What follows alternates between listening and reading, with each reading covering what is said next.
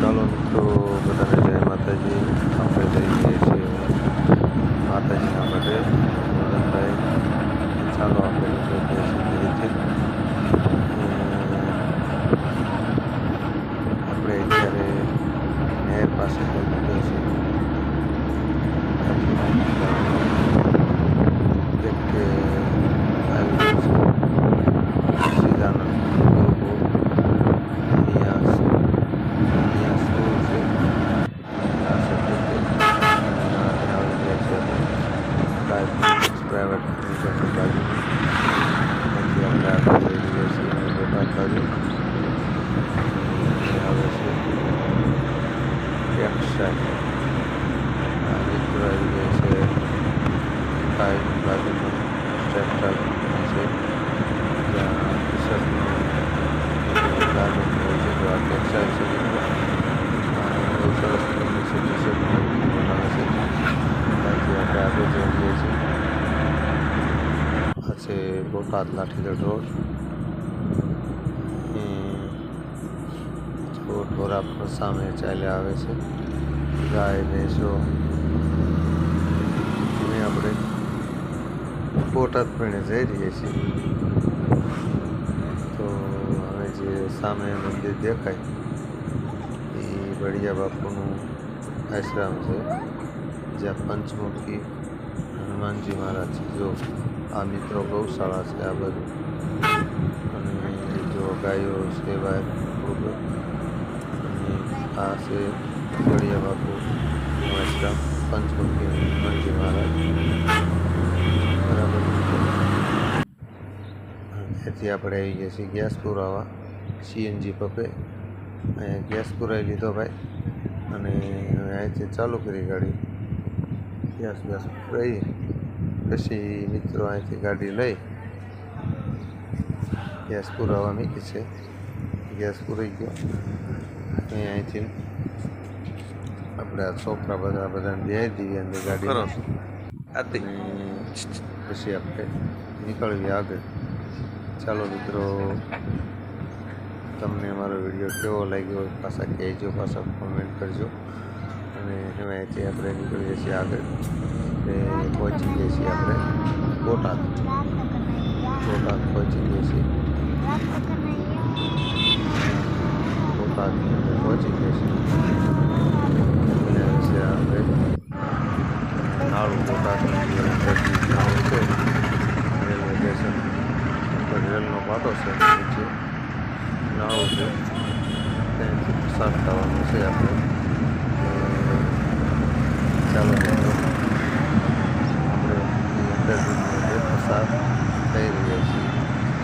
અને કષ્ટભંજન દેવ સાળંગપુર હનુમાનજી મહારાજનું મોટું બેનર લગાવવામાં આવ્યું છે. નાળામાં તો ઘણું બધું પાણી પીવું છે. અને આપણે બધા આવેલું છે નહીં. આપણે તો ગાડીમાં બેઠે છીએ. આપણે કાંઈ છે નહીં. હવે ગાડી બહાર નીકળી રહી છે. આ બાજુ આપણે બ્રિજની બહાર આવી ગયા છીએ. અને આપણે આગળ જઈ રહ્યા છીએ. તો કેટલો મોટો બ્રિજ છે. રેલનો પાટો છે, જે બ્રિજ છે. ચોમાસામાં એવી તકલીફ થોડી રહેશે પાણી ભરાય ત્યારે. બાકી તો સારું છે ચાલવા માટે. આ રોડ સાળંગપુર બરવાળા રોડ છે.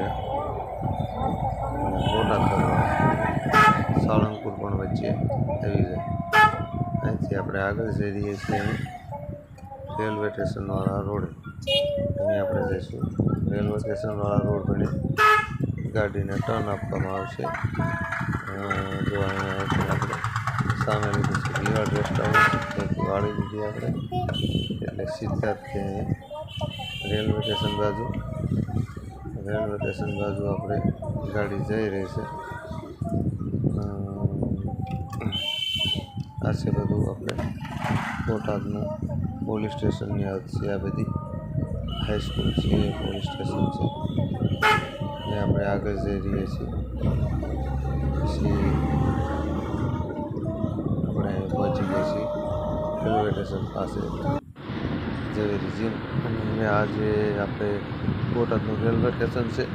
એની અંદર જો કેવો તિરંગા ફરકી રહ્યો છે મિત્રો, તમને દેખાઈ રહ્યો છે તિરંગા. દેખો કેવો આપણો તિરંગા ફરકે છે મસ્ત.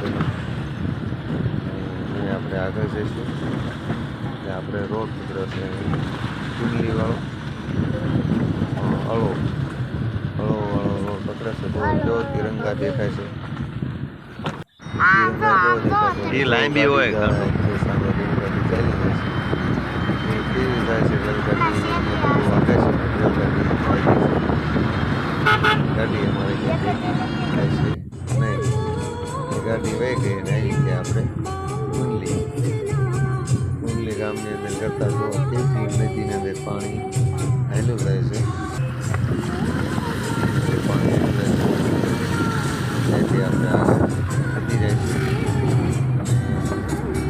કુંડલી ગામના વિદ્યાર્થની અંદર ગીરી ગયા છે. અહીંયા આવી ગયા આપણે અમારા ગામ ગુબડી, અમારા ગામ જ્યાં માતાજીનો મઠ છે તે ગામના સીમાડામાં આપણે ગીરી ગયા છીએ. અને જે સામે દેખાય બજરંગદાસ બાપાની મઠુલી છે. અને અહીંથી આપણે ગાડીને વાળવાની છે. આવી ગયા છીએ આપણે અમારા જૂના ગામની અંદર જ્યાં અમારું માતાજીનું સ્થાનક છે, ચામુંડમાનું મઠ છે. હવે આપણે જઈશું મઠે. આ બજારથી આપણે થોડાક આગળ જઈને રામજી મંદિરની બાજુમાં વાળવાની છે ગાડી. અહીંયા મિત્રો રામજી મંદિર છે.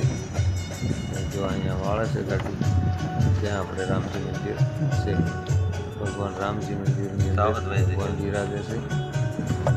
આ બાજુ અમારું માતાજીનો મઠ છે. આ જે જગ્યા ખાલી પડી હમણે એની લીધેલી છે બધા ભાઈઓએ. આ છે માતાજીનો મઠ. જો મિત્રો ચામુંડમાના દર્શન કરી લો. આ બાજુ ખીમોઈમાં છે, ચામુંડમાં છે, ભુજમાં છે, થેલમાં છે, ચામુંડમાં છે, મુંબઈમાં છે. બધા માતાજીના દર્શન કરજો મિત્રો.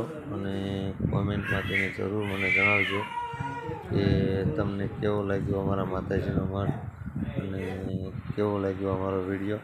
આ છે અમારે મેલડીમાનું જ્યાં સ્થાનક છે.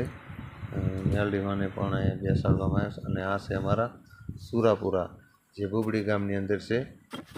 એમનું મસ્તક અહીંયા પીડ્યું છે. અને એમનું ધડ અહીંથી બીજું ગામ છે વાવડી, ત્યાં જવાનું છે આપણે. અને આપણે નીકળી ગયા છીએ વાવડી જવા. જો કેવા બકરા બધું સામે આવી ગયું છે. અને આપણે પહોંચી ગયા છીએ વાવડી. અહીંયા આપણે કારણ કે રસ્તો અહીંયા થોડો ખરાબ છે એટલે હાલીને જવું પડે.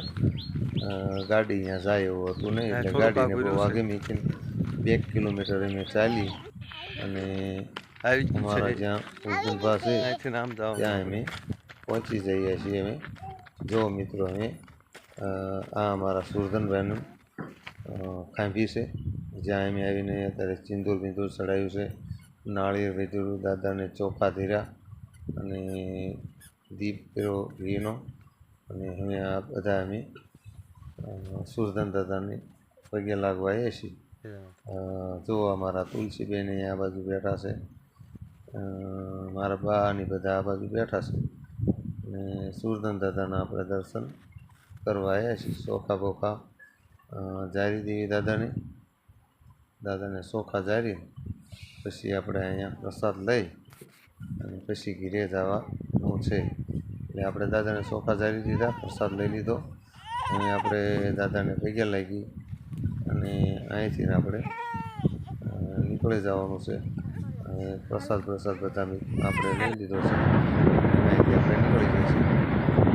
તો આવી ગયા છીએ આપણે સાળંગપુરની અંદર. જો તમે દેખાય છે તમને કષ્ટબંધન દેવ સાળંગપુર આપણે પહોંચી ગયા છીએ. સાળંગપુર ગામની અંદર જ્યાં દાદા બિરાજે છે કષ્ટબંધન દેવ, એ ગામની અંદર આપણે પહોંચી ગયા છીએ મિત્રો. સાળંગપુરની અંદર સાળંગપુરનો પ્રવેશ દ્વાર છે મિત્રો. આપણે પહોંચી ગયા છીએ સાળંગપુરની અંદર અને પ્રવેશ દ્વારમાં પણ આપણે પ્રવેશ કરી રહ્યા છીએ. અને આ બાજુ કિંગ ઓફ સાળંગપુરની જે મૂર્તિ છે તમને હું ચાલુ ગાડીએ છું એટલે તમને થોડી ઘણી દેખાશે મિત્રો, તો માફ કરજો.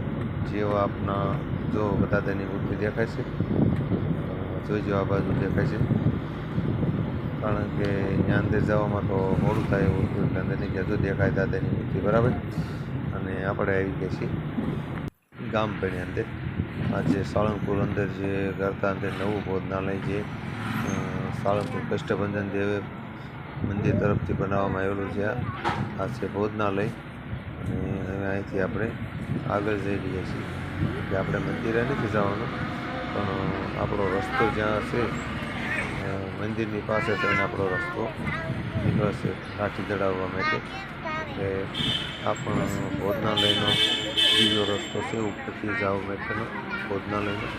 અને આપણે ક્યાંથી નીકળી બાયપાસ ઉપર થઈને આપણે આગળ જઈ રહીએ છીએ. જ્યાં કષ્ટભંજન દેવનો જે મેઇન ગેટ છે તે રોડ ઉપર આવી ગયા છીએ આપણે. જો ટાવર દેખાય સ્વામિનારાયણ મંદિરનો છે અને આ બાજુ આપણે કષ્ટભંજન દેવ સાળંગપુર હનુમાનજી મહારાજનો જો મિત્રો આ ગેટ દેખાય તે કષ્ટભંજન દેવ મંદિરનો ગેટ છે. અને હનુમાનજી મહારાજનો તમને અહીંથી દૂરથી દર્શન થાય તો કરી લેજો ભાઈ, મને નથી થયા ભાઈ. એટલે ચાલુ ગાડી ઉતરી એટલે કાંઈ હનુમાનજી મહારાજના દર્શન ત્યાં નથી આપણને. જય હનુમાનજી મહારાજ, ભલું કરે હનુમાનજી મહારાજ, બધાને સદબુદ્ધિ દે અને સારા વિચાર આપે.